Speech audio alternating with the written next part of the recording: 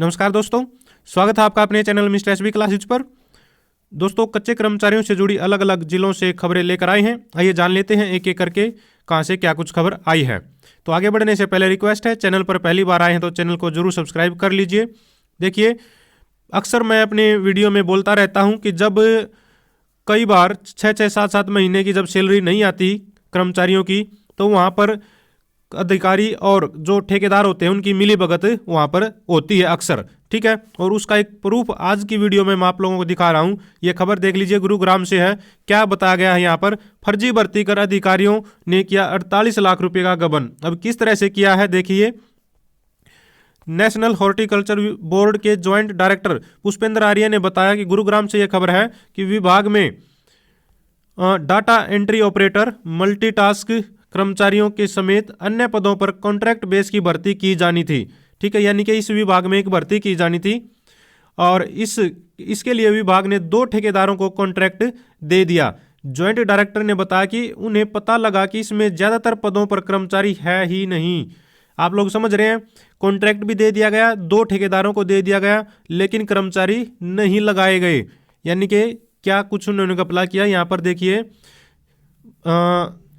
ठेकेदार व अधिकारी मिलकर कर्मचारियों की फर्जी अटेंडेंस लगाकर उनका वेतन जारी कर रहे हैं। तो आप लोग समझ रहे हैं किस तरह से मिली भगत करके कितना बड़ा, यानी कि लगभग 48 लाख का घोटाला इन्होंने कर दिया है अधिकारी और ठेकेदारों ने मिलकर। भाई, कर्मचारियों की भर्ती भी निकाली, ठेकेदार को टेंडर भी दे दिया, लेकिन कर्मचारी नहीं लगाए गए। खुद ही साइन करके अपने अटेंडेंस उनके लगा के और वेतन लेते रहे, खुद ही उसकी बंदरबांट करते रहे 48 लाख रुपए की। उन्होंने बताया कि सूचना मिलने के बाद जांच की गई तो इसमें विभाग के एक अधिकारी अनूप की मिलीभगत सीधे तौर पर पाई गई। जांच के दौरान पता लगा कि 48 लाख रुपए से अधिक का गबन किया गया है।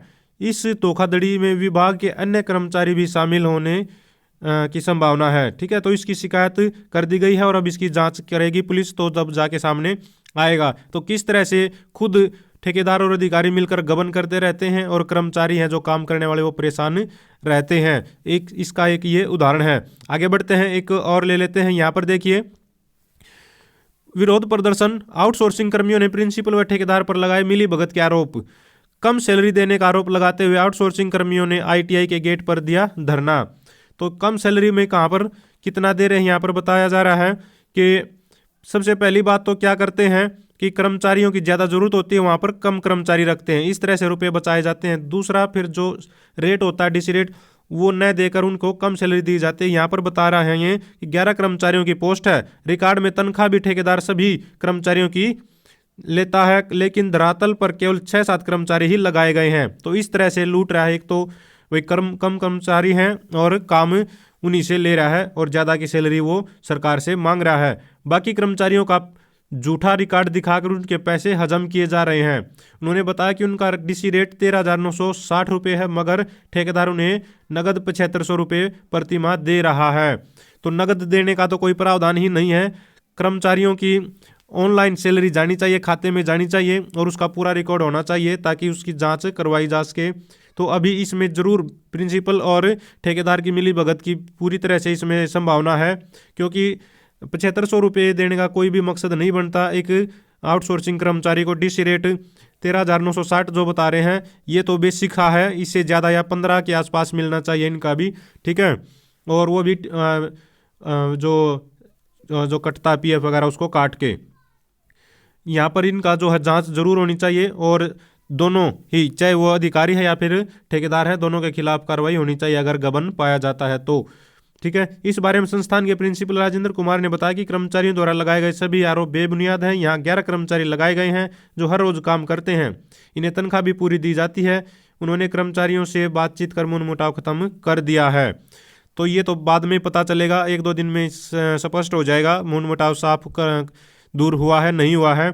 हाँ, बाकी कर्मचारियों को ये जरूर करना चाहिए कि नगद न लेकर अकाउंट में डलवाया जाए, ठेकेदार के अकाउंट से सीधा कर्मचारियों के अकाउंट में जाए और PF वगैरह कटे। इस तरह से कंप्लीट प्रोसीजर हो तभी क्लियरिटी आएगी, वरना ठेकेदार ये मनमानी करते हैं और अधिकारी कर्मचारी मिलकर, जो सरकारी कर्मचारी जो होते हैं वो मिलकर लूट लेते हैं।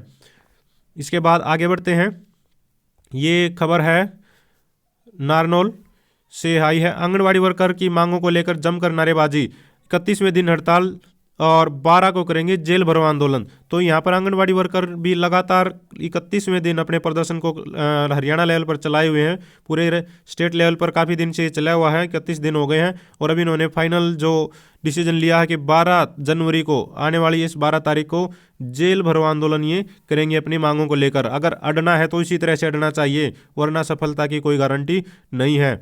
अगर अपनी मांगों को मनवाना है तो अड़कर तो रहना ही पड़ेगा। 31 दिन क्या ज़्यादा दिन भी चलाना पड़ सकता है। आप लोगों के सामने है वे किस तरह से लंबे लंबे आंदोलन करने पड़ते हैं। इसके बाद आते हैं मिड डे मील वर्कर हैं जो स्कूलों में काम करते हैं, वो भी परेशान हैं।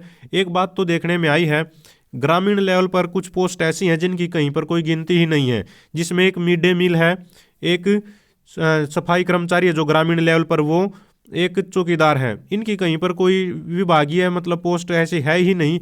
ये सीधा बस उस डिपार्टमेंट से उन्हीं की जो बजट होता है उसमें से सीधे इनकी सैलरी दे दी जाती है। कोई फिक्स नहीं है कितनी इनकी सैलरी है, कितनी पीएफ बढ़ेगा कटेगा या फिर महंगाई भत्ता जुड़ेगा, कुछ भी नहीं है। बस सरकार अपने काम चला रही है सस्ते में, जबकि यहाँ पर पक्के कर्मचारी होने चाहिए। तो कच्चे कर्मचारियों को तो हर जगह ऐसे ही परेशानी सहन करनी पड़ती है जब तक कि वो संघर्ष ना करे, सैलरी तक नहीं मिलती है। तो सस्ते में काम चलाने के चक्कर में सरकार ऐसा करती है।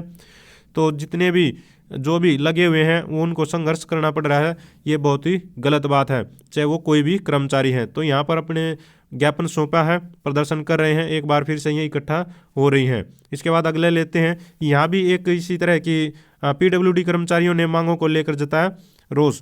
यहाँ भी बहुत सारे कर्मचारी हैं जिनकी कौशल रोजगार निगम में रजिस्ट्रेशन नहीं हुआ अब तक। इस तरह की जो मांगे हैं यहाँ पर इन्होंने उठाई हैं।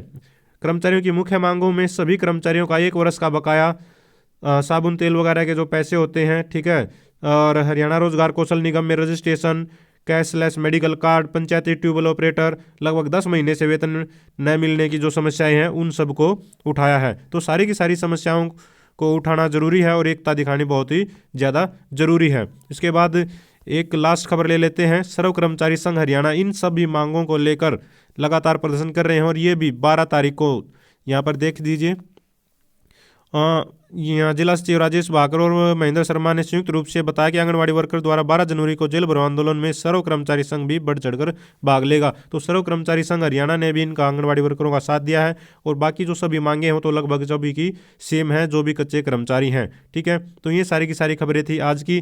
उम्मीद है आप लोगों को हमारी द्वारा दी जा रही जानकारी पसंद आ रही है। अगर आपको ऐसा लगता है तो चैनल को जरूर सब्सक्राइब करें, वीडियो को लाइक करें, दोस्तों के साथ शेयर करें। Thank you very much.